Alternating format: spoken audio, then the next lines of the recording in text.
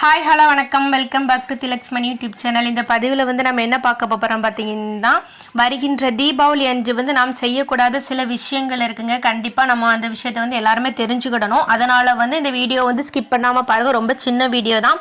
நம்மளுடைய திலக்ஸ்மணி யூடியூப் சேனலை இப்போ தான் ஃபஸ்ட் டைம் பார்க்குறீங்கன்னா கண்டிப்பாக நம்மளோட சேனல் சப்ஸ்கிரைப் பண்ணிட்டு பாருங்கள். வாங்க இப்போ நம்ம வீடியோக்குள்ளே போகலாம். தீபாவளி நாளே பொதுவாகவே நமக்கு ரொம்பவே கொண்டாட்டமாக இருக்கும். ஏன்னா கண்டிப்பாக எல்லார் வீட்லேயும் ட்ரெஸ் எடுத்துருவாங்க. அதுக்கப்புறம் பார்த்தீங்கன்னா பட்டாசுகள், எல்லார் வீட்லேயும் பலகாரங்கள் செய்வாங்க, இனிப்பு வகைகள் செய்வாங்க.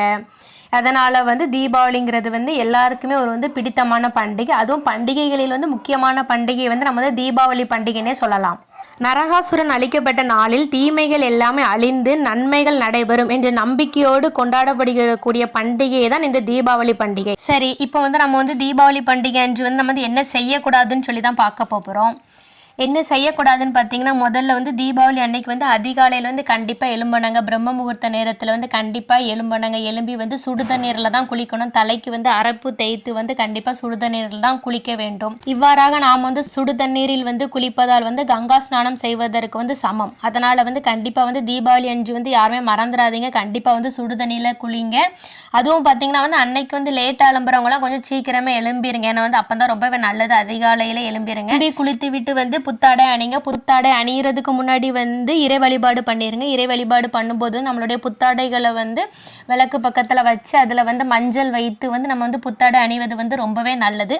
அதுக்கப்புறம் பார்த்தீங்கன்னா கண்டிப்பாக இதெல்லாம் பண்ணிடுங்க. அடுத்து என்னன்னு பார்த்தீங்கன்னா, தீபாவளி அன்று பெரியவர்களிடம் கண்டிப்பாக ஆசீர்வாதம் வாங்குங்கள். அது ரொம்பவே சிறப்பு. அதுக்கப்புறம் பார்த்தீங்கன்னா தீபாவளி அன்று செய்யக்கூடியத முக்கியமான விஷயம் என்னன்னு பார்த்தீங்கன்னா, கண்டிப்பாக யாருக்கிட்டையும் சண்டை போடாதீங்க. அன்னைக்கு சண்டை சச்சரவு வச்சுக்கிடாதீங்க. யாரும் யாருக்கிட்டையும் கோவப்படாதீங்க. அந்த தீபாவளி நல்ல நாளை நல்ல விதமாக கொண்டு போறதுக்கு பாருங்கள். அதுக்கப்புறம் பார்த்தீங்கன்னா, தீபாவளி அன்று இரும்பு சம்பந்தமான பாத்திரங்கள் வாங்குவதை தவிர்த்துருங்கள்.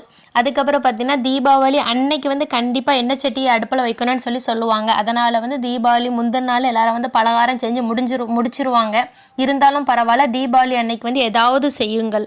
அடுத்து பார்த்தீங்கன்னா கண்டிப்பாக தானம் பண்ணுங்கள். என்ன தானம் பண்ணலான்னு பார்த்தீங்கன்னா, புத்தாடைகள் அடுத்தவர்களுக்கு புத்தாடை அடுத்தவர்களுக்கு தானம் கொடுப்பது ரொம்பவே நல்லது. முடிஞ்ச அளவு ஒருத்தருக்காவது புத்தாடை தானம் பண்ணுறதுக்கு பாருங்கள்.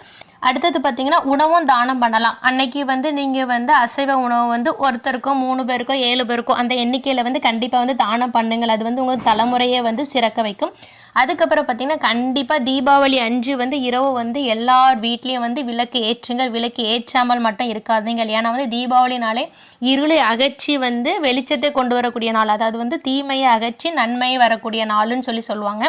அதனால் கண்டிப்பாக எல்லார் வீட்லேயும் இரவு விளக்கு ஏற்றுங்கள்.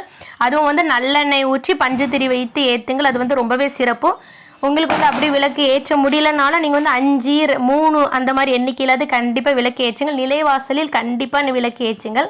அதுக்கப்புறம் பார்த்தீங்கன்னா, பூஜை செய்து இறை வழிபாடு முடித்த பின்பு நிலைவாசலுக்கு கண்டிப்பாக தீப தூப ஆதாரங்கள்லாம் காட்டுங்கள். அடுத்து பார்த்தீங்கன்னா, குழந்தைகள் பட்டாசு வெடிக்கும் போது முடிஞ்ச அளவுக்கு பக்கத்தில் இருக்கிறதுக்கு பாருங்க. பிள்ளைகள் பட்டாசு வெடிக்கும் போது பக்கத்தில் ஒரு வாளியில் மண், ஒரு வாளியில் தண்ணி வச்சுக்கிடுங்க. ரொம்ப கவனமாகவே பார்த்துக்கிடுங்க. ஏன்னா கையிலெல்லாம் வெடிச்சிடக்கூடாதுல, அதனால் கவனமாக பார்த்துக்கிடுங்கள். ஓகே ஃப்ரெண்ட்ஸ், எல்லாரும் வீடியோவை ஸ்கிப் பண்ணாமல் பார்த்துருப்பீங்க.